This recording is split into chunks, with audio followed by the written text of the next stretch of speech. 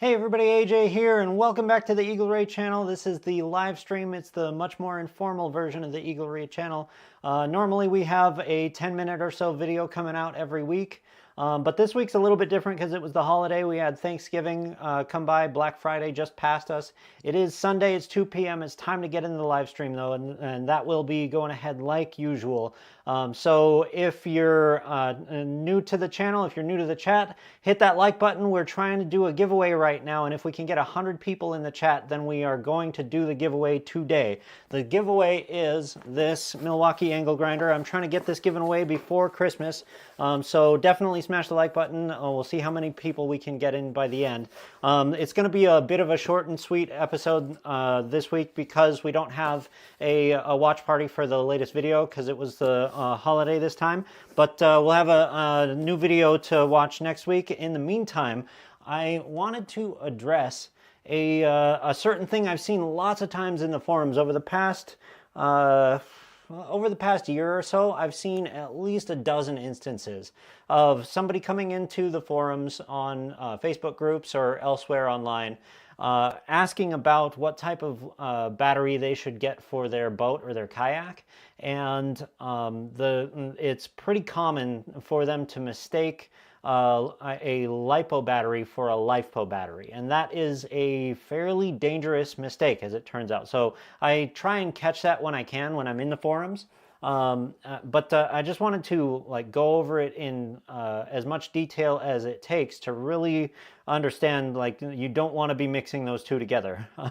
And probably a lot of you watching this channel already know this, but I wanted to cover all of the details that really break down, not all lithium batteries are the same, and in today's live stream we are going to see why. But if you're here and smashing that like button for me, leave me a comment, let me know where you're hailing from, ask any questions you want. I'm going to cover questions at the end, and let's just jump right into it. So let's talk about LiPo versus LiFePO, because if you've done any hobby RC stuff in the past, whether that's model airplanes or RC trucks or RC boats or anything like that, you're probably very familiar with LiPo batteries. And so this might feel to you like, well, doesn't everybody know that already? Well, no, if you come from the boating industry, if you just got a John boat and you like to fish, or if you're a kayaker, often people have never heard of LiPos before. And I think that for those of us who came from hobby RC, it's a little bit surprising sometimes because they've been around for such a long time. But it really is confusing for a lot of people when people say LiPo.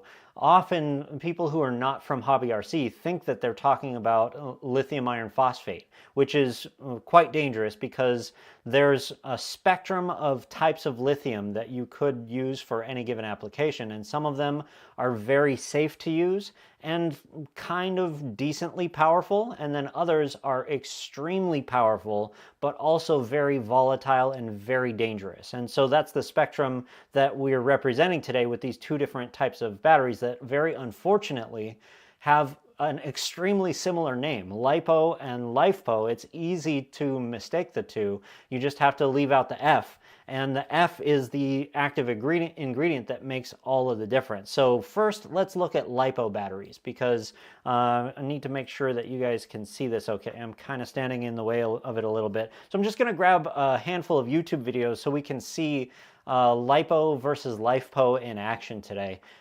This video comes from a guy named Ariano85. I think it's a guy. It doesn't really speak at all during this, but what's happened here is this LiPo battery has received some kind of damage somehow. Typically what happens is these batteries get damaged during charging because you'll plug them into the charger, and the charger will be set to an incorrect setting. You have it set to 3 cells when you've plugged in a 4-cell battery or whatever it is, and the charger attempts to put too many amp hours into the pack, causes it to overheat. And when most lithium batteries overheat, due to overcharging, they have protections built in. So a lot of people who have a boat are probably familiar with a BMS, which is a circuit that's inside your battery that stops that danger from creating a very dangerous situation.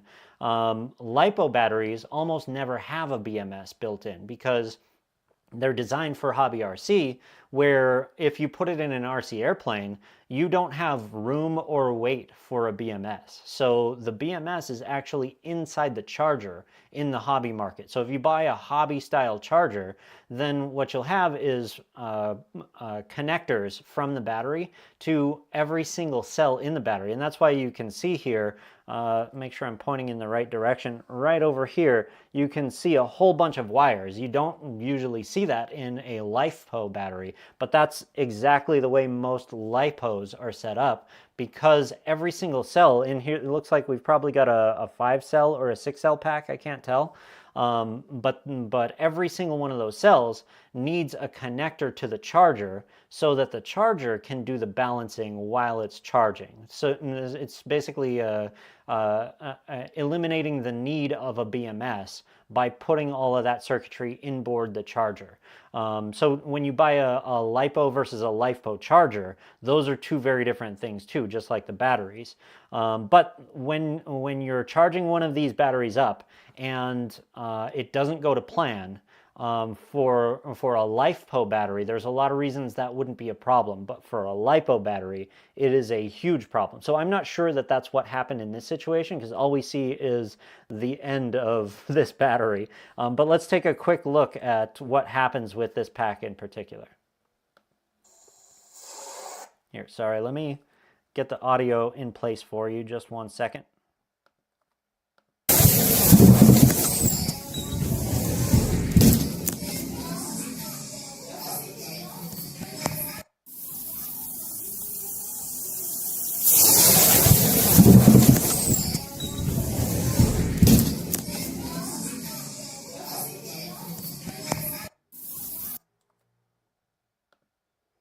Okay, so that gives you a bit of an idea. We're going to look at other videos where you get a better look at the size and type of flames that come out of these things. But this I think was important to show, to give you an idea of how dangerous these things feel when they fail. When you hit a thermal runaway event with a LiPo battery, it is it feels like a life-threatening moment. It really does, because this is, by the way, this is just I think it says 7,100 milliamps. That's a 7 amp hour pack. So we've looked at LiFePO cells on the channel before. This one, for example, is an 18 amp hour pack that I've reviewed before. So this thing, it has about twice as much capacity as the one we just saw on screen. And this is LiFePO, that one's LiPo. And this one, when we talk about capacity, that just means if we pulled the exact same number of amps out of both of these simultaneously, this one would last a little bit more than twice as long. So it gives you an idea of the size of pack you're dealing with. This one that we just looked at is about the size of your fist plus a little bit of your wrist. And that's it. And that, we'll watch it one more time. That creates a flame that's taller than my waist when it's on the floor, when this thing fails. Check it out one more time.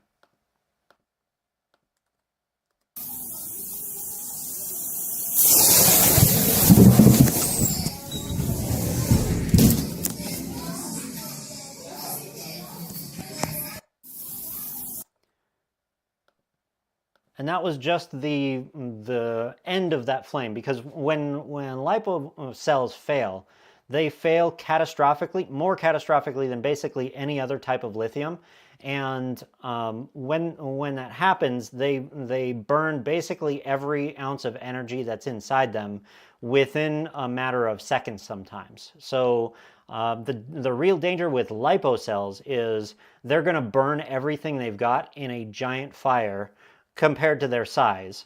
and it's going to happen in a matter of seconds. And so the real danger is if you have them near something that's in any way flammable, whatever that thing is almost certainly going to catch fire. And that's why these type of cells are commonly known to burn people's houses down. In fact, more than 10 years ago, when I was not too long out of college, I worked at a hobby supply distribution company where we would import all kinds of items that hobby shops needed from China. So we would get good prices, we would do a little QA on them, and then we would sell them to hobby shops. So we did that with motors for RC airplanes. We did it with Lipo batteries because Lipo had, in the couple of years before that, just started to become a thing. So it was kind of a hot new market. But we put disclaimers on literally everything, big disclaimers, because we knew how dangerous they were. And I was on the phone with hobby shops all over the country every day. That was my job. And they all knew how dangerous they were too. And so we were selling safety equipment to go along with it as well. So we would have these LiPo safe bags, bags that you would store your LiPos in, even when they're not charging, they're just sitting on a shelf. The right way to handle these is to store them in some kind of fireproof container. And so we would sell bags, which it turns out, because I've seen dozens of YouTube videos on this since I worked at that company 10 years ago, the material that they make, this fire retardant material that they make bags out of, not actually strong enough to handle these LiPos in a lot of cases. So what you really want is to put these in an ammo crate. Ammo crates are designed to stop bullets when bullets fail. And so anything steel or aluminum would probably work, at least if it's a small enough pack. If you have a big enough pack, it might melt through the aluminum.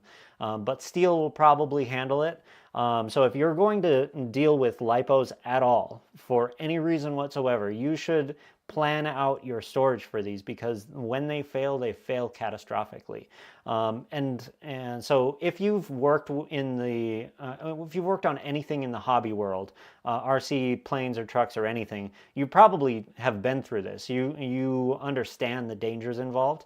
And I'll say that some people are aware that the proper safety precaution to take with these is, obviously you want to have a fire extinguisher on hand anytime you're dealing with any kind of battery DIY, but in particular with LiPos, a fire extinguisher is probably not going to cut it. So what you want to do if you have LiPos anywhere in your house, you want an open container of sand, just a bucket full of sand, ready to completely bury this thing if there's ever a problem. And so the proper way to handle LiPos, in my opinion, is if you're going to keep these in your house at all. For example, I have a lot of batteries here. I don't have any LiPos in this house at all. And if I did, I would have proper safety precautions in place. So for example, if you're ever charging them, you never, ever, ever leave them unattended while they're charging. Because if one of these does that while it's sitting in your garage, I know a guy who burned his garage down from this very thing. You want to have a pail of sand ready to just completely bury the thing the moment it goes up, because that's really the only way you're going to protect the surroundings from also catching flame. So that's a basic overview of the danger that you're in when you're dealing with LiPos. I'm going to show one more video just to give you a quick idea of the exact type and size of flame that you deal with just a single cell of these. This guy did an experiment in his backyard where he took a poker of some kind of metal poker, and tried to stick it through as many cells as possible, and he really only hits one cell at a time. So it gives you a clear picture of how much flame is going to come out of just one of these cells. Check it out.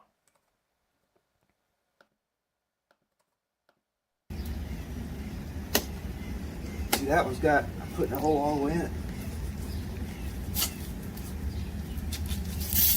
Whoa! It's alright.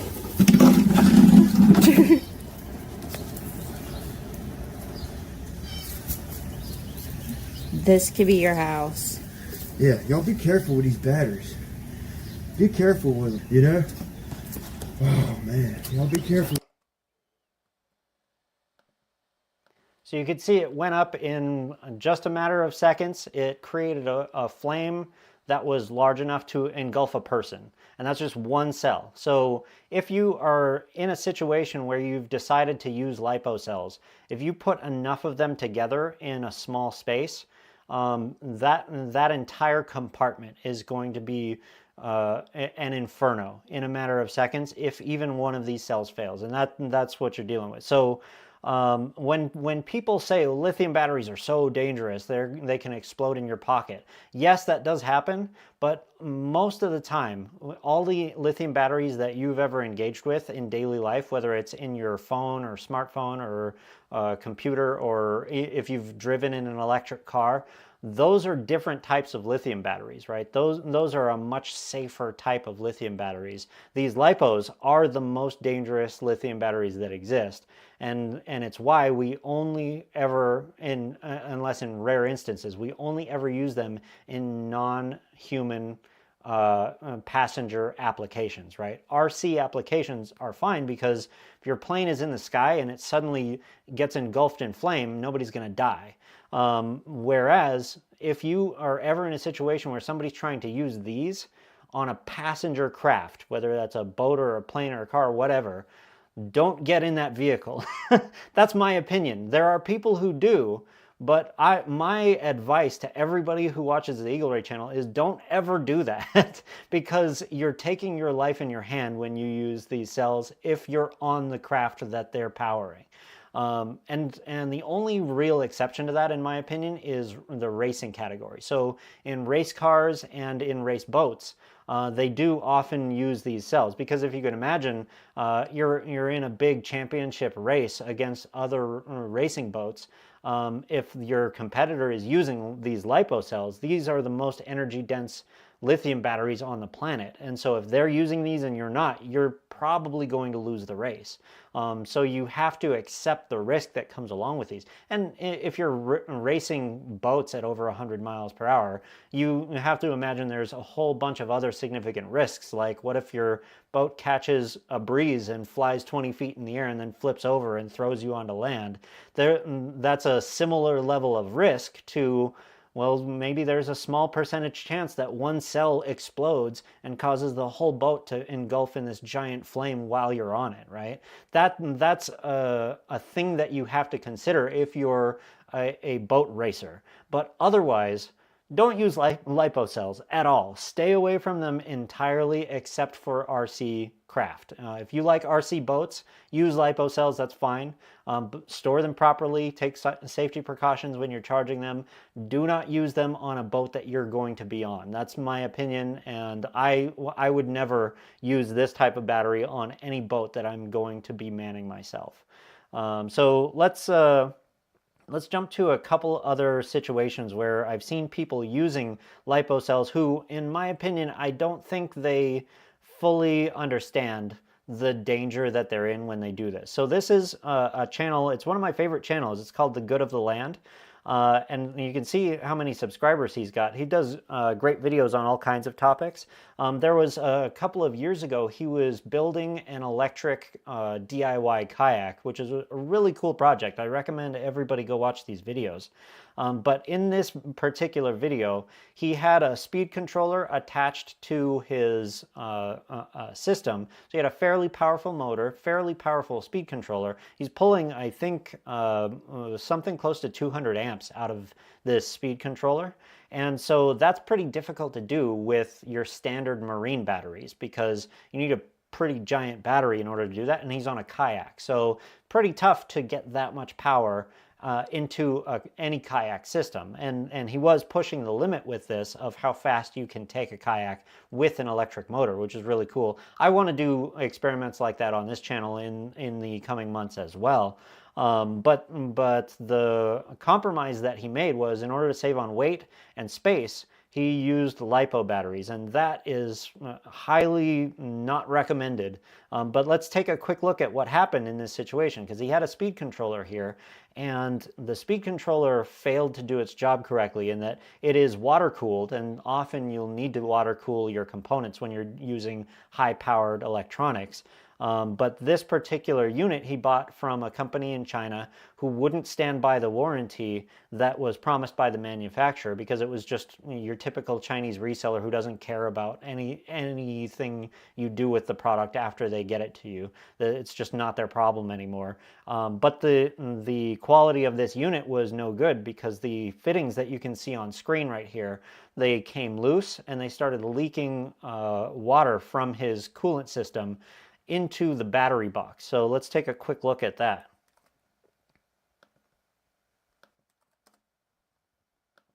Right there, and the reason why is you can just loosen it by hand. So yeah, totally loose, just loose. My connections are good. They're all loose. Look at this. The whole bottom is absolutely soaking wet. There's no way water can get in here. There wasn't any splashing. We're missing that much water. I filled it up before I left. It was this, and all the batteries are just wet. Not good. That is very bad. Look at this. Look. So. Yeah, so he understands that that's very bad, but I'm not sure if he's quite clear on how very bad that is. To get your LiPo batteries, that many LiPo batteries on a kayak that wet, that's, I mean, he's lucky he didn't have to abandon ship, in my opinion. Like, what are the odds that those LiPo batteries would explode in that situation? Probably less than 20%, less than 10%. But that's high enough odds when you're on a kayak, in my opinion. If you're right out in the middle of the lake, you're swimming back to shore in that situation. Because if those batteries go up in flames, they're going to take out the whole kayak. There is no way you're salvaging that craft. So you're definitely swimming back to shore. And if you're out in the middle of the lake, you better be able to swim well. Because what he's doing here is extremely dangerous, in my opinion. And I'm not sure he's quite clear on how dangerous it is, because he says later in this video, and I'm not saying this to say, oh, what an idiot. No, this guy is very impressive. Well, all the work that he does on his channel is amazing. I love this guy's channel. But in just this instance where he's dealing with LiPo batteries, in my opinion, he's not quite taking enough care. And when people see this, I hope they don't think, oh, I should try that. You really should not try this, in my opinion, because it's quite dangerous. So the reason I get the impression that he is not quite aware of how dangerous it is because he says later, when he's measuring the temperature, which you should do with an experimental electronic system on a kayak, he brought a temperature gun, which is very smart. Let's see if we can jump through to that spot in the video. I think it's, yeah, right here. And let's just watch a second of that. We've got an ad playing in the background. Let's skip that. There we go. Kind of undetectable. Set our wires. 114 degrees on the wire. Check our connection. 109, 123, 128.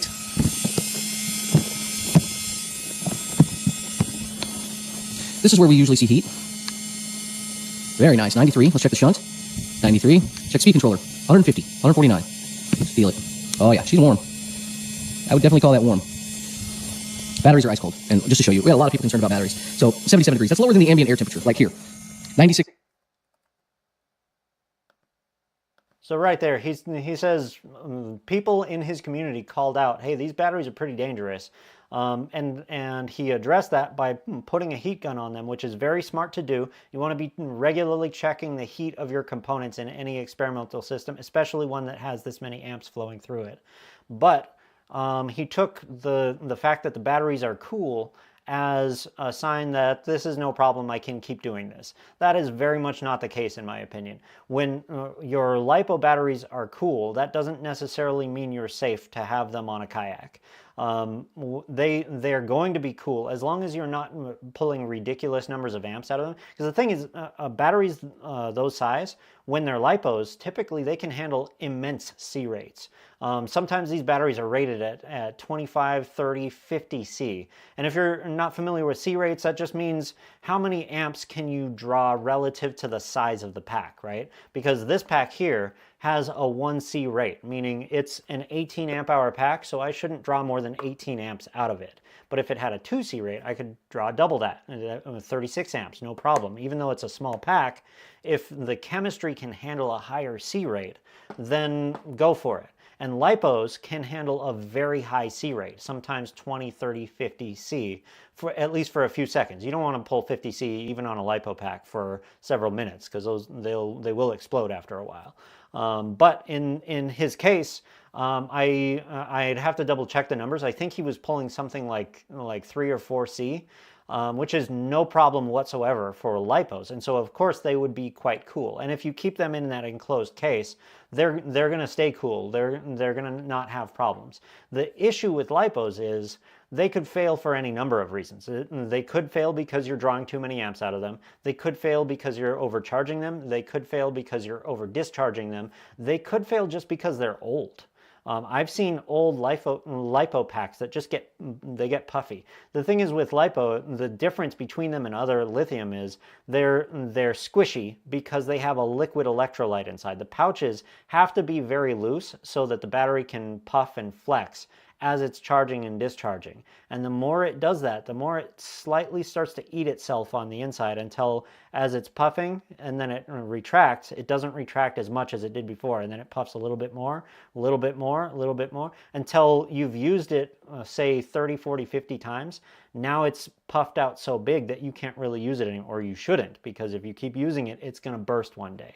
And even if you never use it, it does begin to puff just from being old. So if you have an older cell and you use it just a few times, it could explode on you even while you're not using it. And so that, for that reason alone, in my opinion, you should never put one of these on your kayak.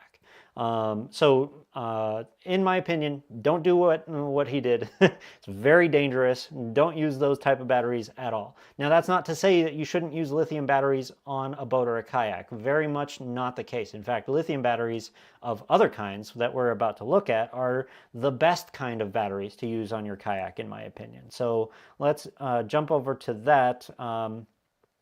Right here. So this is a puncture test from a guy named Will Prowse, one of the best solar YouTubers on YouTube. You've probably heard of him before. He does all kinds of great videos reviewing off-grid solar systems. And so he's tested all kinds of different kinds of batteries too. And so he's doing a test where he runs a drill bit straight through a LiFePO cell. So we've switched from the dangerous stuff that people use in the RC market over now to the safest lithium battery type that exists, and that's LiFePO, not LiPo. So these are, importantly, very similar name to the most dangerous, but they're actually the safest that exist because they have properties that allow them to essentially eliminate the possibility of thermal runaway in almost all cases. And we'll see at the end of this a chart that kind of proves that. But first, the fun part is, can we get it to explode? So let's watch a clip from Will's video and see what happens.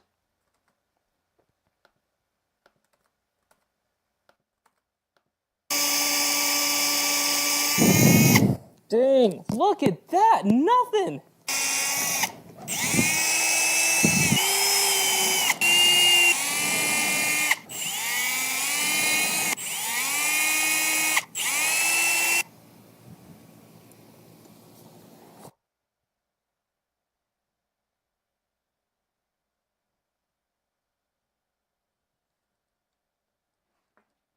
So a nice slow burn and super boring.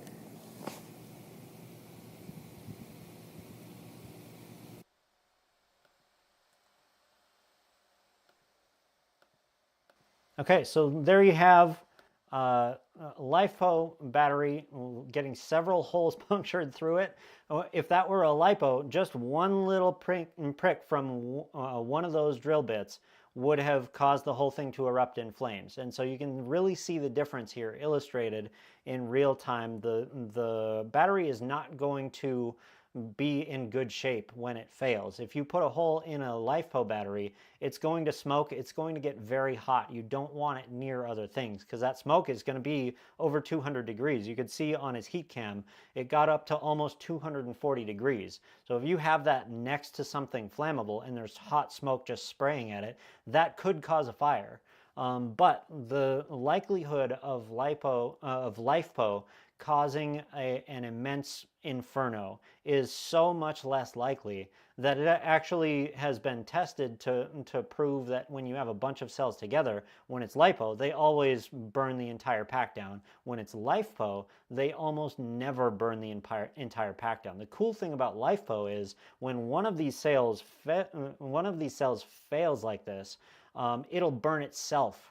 And it'll smoke a bunch. It'll fill the room with noxious gas that you don't want to breathe. But all of the cells that are right next to it won't be damaged at all. And that's the most common thing for LiFePO. And that's when we say thermal runaway, that's what we're talking about. Does the thing get hot enough, fast enough to burn all the adjacent cells around it? Because if so, then you should not be putting large packs of these cells together in close proximity without extra protection. And so with LiPo cells, if you have a big LiPo pack, you should absolutely think about fireproof protection between each cell.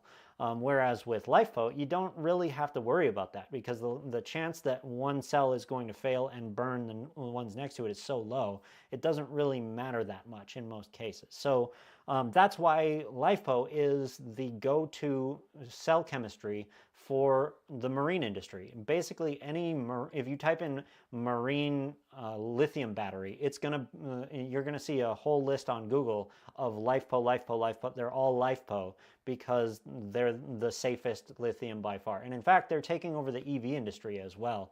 So in China, they're making nothing but LiFePO cars now. They used to make cars of different chemistries, but they found that those were not as safe as LiFePO, so now it's all LiFePO. And that's starting to happen in the States too.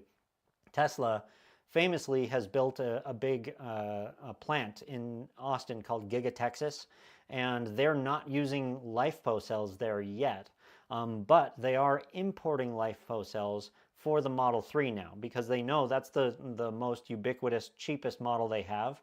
And so they want it to be the safest car possible, and they had to put LiFePO cells in that car in order to be allowed to sell it in China anyway. So they figured, well, if we have to tool up production to handle that, may as well do it in the States as well. So now they are bringing LiFePO batteries into the States for the US Model 3.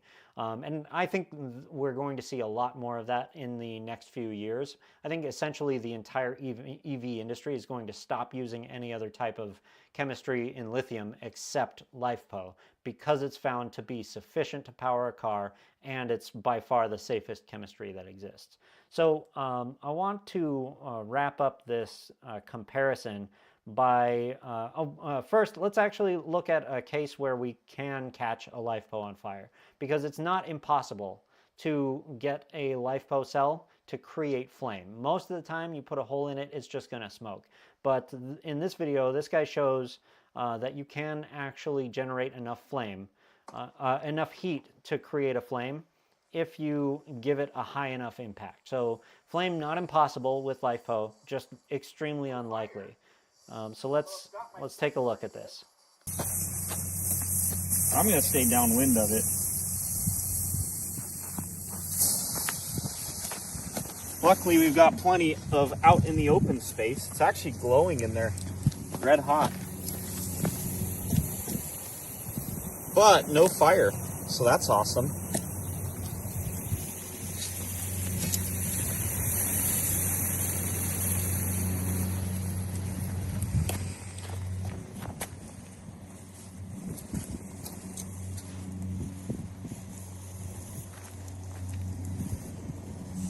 You think I should puncture it again? What do you think, Jarrett? Sure, give it a shot.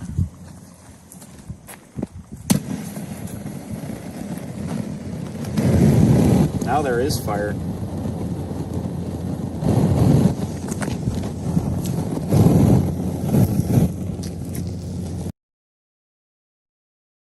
Okay, so to give you an idea, compared to the LiPo that we saw earlier, the flame that you see there is maybe this tall, versus the LiPo flame that we saw at the beginning was from the floor all the way up beyond my waist. And the size is very important to discuss as well, because that LiPo cell that we looked at was 7 amp hours. It was tiny.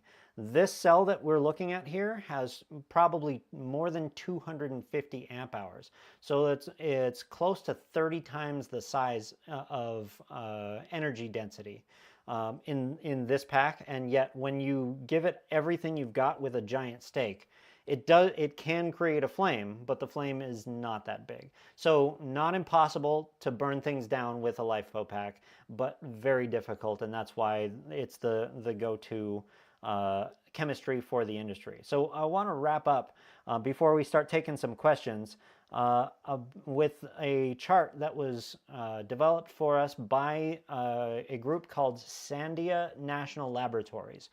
So this is a government-funded group. They're basically the R&D arm of the Department of Energy and NASA. So they get funded by the government to do things like test how quickly and dangerously all kinds of different lithium batteries fail. So that's what they did in order to come up with this data set. It's a really great chart to look at anytime you want to understand the difference between all the types, well, most of the types of lithium that we use today. I don't think they have lithium titanate here, which is still commonly available for purchase. But these other ones, lithium, cobalt, oxygen, is I can't find that anywhere for sale these days. NCA also not really available anymore. The green line that you see and the blue line that you see were popular a decade ago. Not really sold anymore because you can see the thermal runaway properties on this chart show they're by far the most dangerous, other than lithium polymer, compared to any other type of lithium. So automatically from this chart you can see there's a whole bunch of different types of lithium, and each one has unique properties that give advantages and disadvantages. But the primary spectrum that you want to keep in mind is it more powerful or is it safer? And the more you move toward safer, the less powerful, the less energy dense the battery is going to be. And so as you look at these giant curves, the green, the blue, and then the red one's smaller, and then is it purple? Yeah, the purple one, which is LFP right here, is so small that on the big chart, you can't even see it. I want to make sure you guys can see this when I move the mouse. Here, let me use my hand. So the big chart has about this chunk of it blown up right up here, because that allows you to see this right there. This curve right here is the LFP curve. That's LiFePO4, lithium iron phosphate. The F is ferrous, that stands for iron, right? And when they put iron in these batteries, they become less powerful, they become safer. And you can see in the numbers, I can't do my Vanna White impression right now. The numbers show here, this mark, it hits, you see 1.5.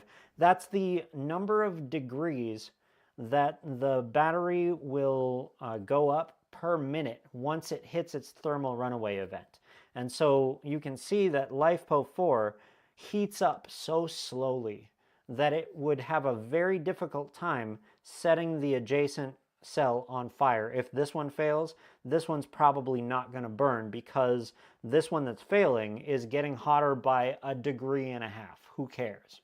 Versus if you look at the green line or the blue line or even the red line, those ones, when they hit the apex of that curve, they'll allow the cells that aren't burning yet to go up by over 200 degrees in less than a minute. And that's how you get thermal runaway. That's how you get this cascade failure where one cell goes bad and then it just washes across the entire pack and just burns the whole thing down in a matter of minutes. And interestingly, you can see the big differences between lithium cobalt oxide, lithium cobalt aluminum, nickel cobalt aluminum on the blue line. Those two are not really used in EVs anymore. They used to be used, but they have such intense thermal runaway that they kind of fell by the wayside in favor of NMC, which is nickel manganese cobalt. And the nickel manganese cobalt doesn't get much above 200 degrees at its apex, and that creates an interesting phenomenon with today's modern EVs that use that chemistry, because when it hits thermal runaway, it hits it right, I can't quite reach over there, it hits it right about 250 degrees. Under 250 degrees, your battery's probably not going to fail in a thermal runaway if you have NMC. But once it hits about 250, then the first one's going to fail, and that's going to cascade across the others.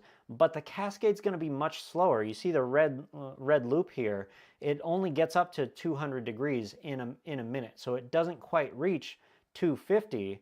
And that means that the cell next to the one that's burning is going to very quickly go to 200 degrees, but it's going to have a hard time getting to 250 where it fails also. And so the cascade is probably still going to happen with NMC. It's just going to happen slower. So the trouble with today's EVs that use NMC is they are going to burn the whole car down if one of them catches fire. But they are going to do it very gradually. And so you have these situations now where fire departments trying to figure out how to put out these EV fires where they're not creating the huge inferno that they would have 10 years ago, but they're creating a large fire that just won't go out for hours. And that's largely a property of NMC chemistry. Whereas when we go to LFP instead, you can the thermal runaway is not even on the chart. It doesn't exist, because if one of them fails, probably the rest of the car is going to be fine. That's why China is requiring that all EVs now use the LFP chemistry, which is interesting, but also lithium is not the only way to make a battery. So there's other chemistries that are claiming to be able to blow all of these numbers out of the water pretty soon. So sodium batteries are looking very interesting, and those are going to start going on sale over the next few years. We saw an example last week how there are already a few experimental packs that you can buy, but they're quite a bit more expensive. So they're expected to go down a lot in price in the future. That's the gist of LiPo versus LiFePO. If you're going to use LiPo, do it in an unmanned craft. In my opinion, you should never put a LiPo in a manned craft.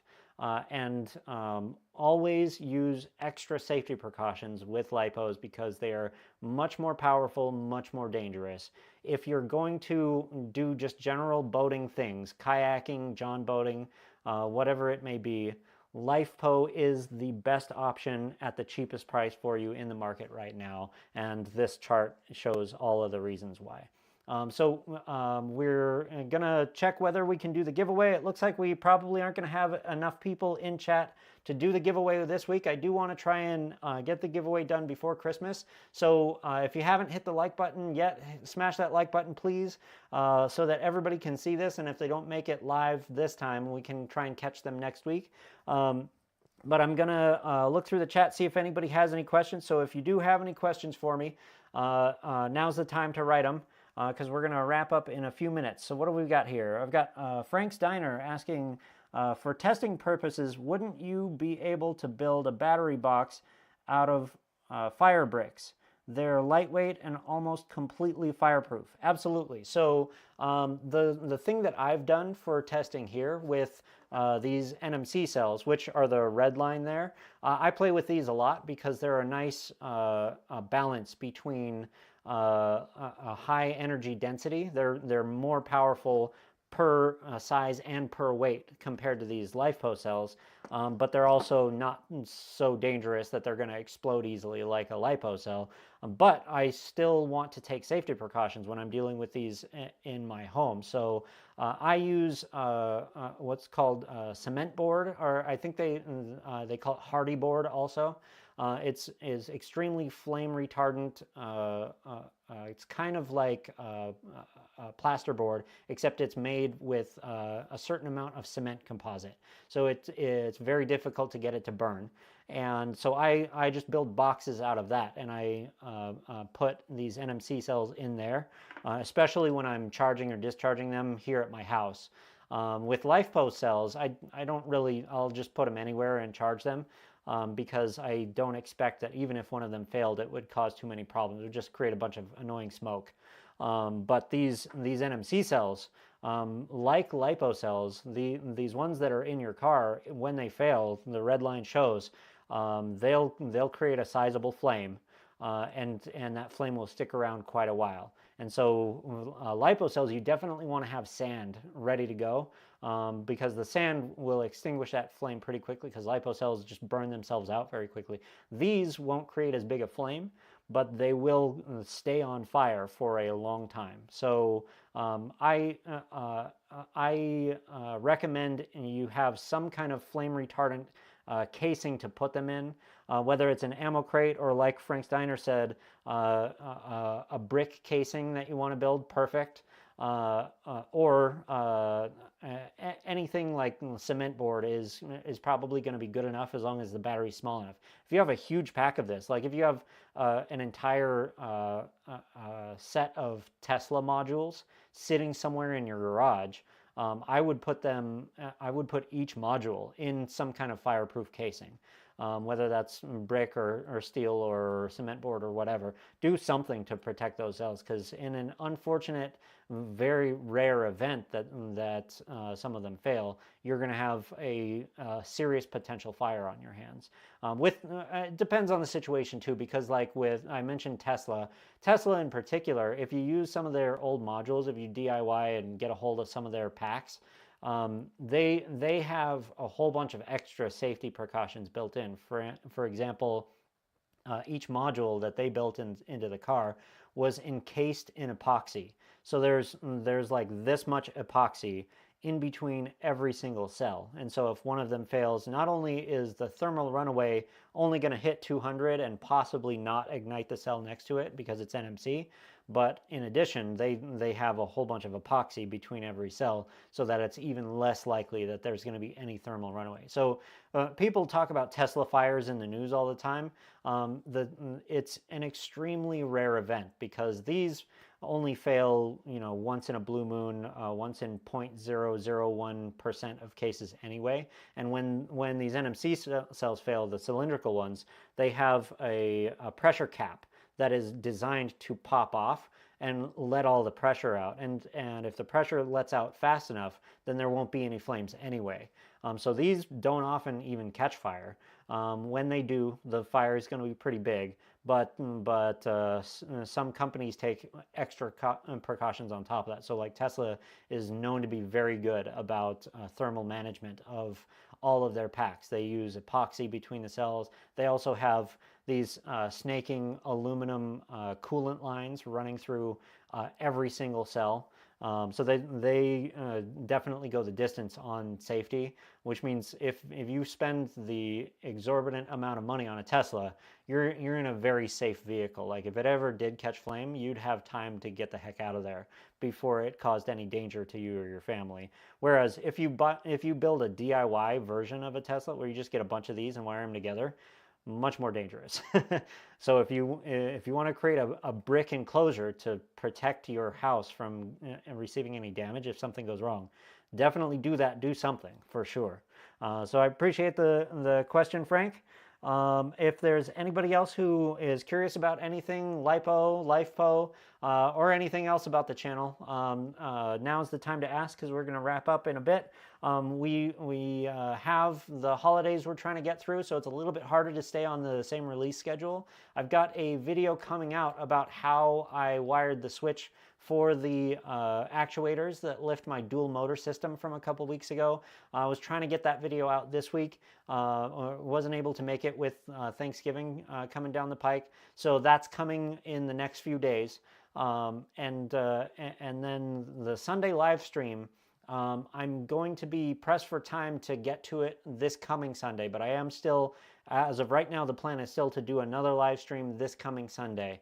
So I'll let everybody know in the community notes if that needs to change for whatever reason. But even though it's holidays, it's super busy, I am going to try and make it to the live stream next week. So if we're not going to be able to do the giveaway this week, but let's try and get more people in the chat. Hit the like button, share it on Facebook or wherever else. Tell your friends that they could win an angle grinder, because A lot of people, I think, who watch the channel probably already have an angle grinder of some kind, but this, I think, is a great holiday gift for a teenager who's never really done any boat work before. If you're going to do work on a John boat or a kayak or anything like that, especially if you're dealing with anything aluminum. I'm doing a lot of aluminum mods on my kayak out there right now. But a lot of John boats are made out of aluminum too. Any metalworking you need to do, you got to have an angle grinder. It's one of the best things you can start with if you're just building up your power tool kit. This was one of the first tools I ever bought when I started collecting power tools. Milwaukee is a great company. They're fairly expensive. But mostly the batteries are extremely expensive. So I've got Milwaukee batteries here. I'm going to give one away with this so that you don't have to go and buy the ridiculously expensive battery in order to power this thing. So whoever wins this is going to get like a $200 value for Christmas if we can get the giveaway done before Christmas. So smash that like button. Let everybody know who might have a nephew who wants to win this for Christmas. And I will see you guys next week. I'm going to be back on the water just once this week. It's a busy week, but I'm definitely getting out to the lake one more time before Christmas comes around. I think it may be the last time this year that I'm going to be able to get out on the lake. So we'll still have videos coming out, but they're going to be the more informational stuff that I do in front of the green screen. But I do like to get out on the water as much as possible. And it's getting colder here in the Southwest. It's cold at night, but it's still warm enough during the day that I can go out. I don't know if anybody else has packed in for the winter already, but I do hope that you guys, if there's enough pleasant weather, you guys are able to get some enjoyment on the lake or river or wherever you guys fish before the end of the year. Otherwise, we'll have to wait for the sun to come back out in the springtime, and in the meantime, I'm still going to keep making videos for you guys. If anybody has anything they want to add in chat, speak now or forever hold your peace. I will see you guys next week. Have a good one.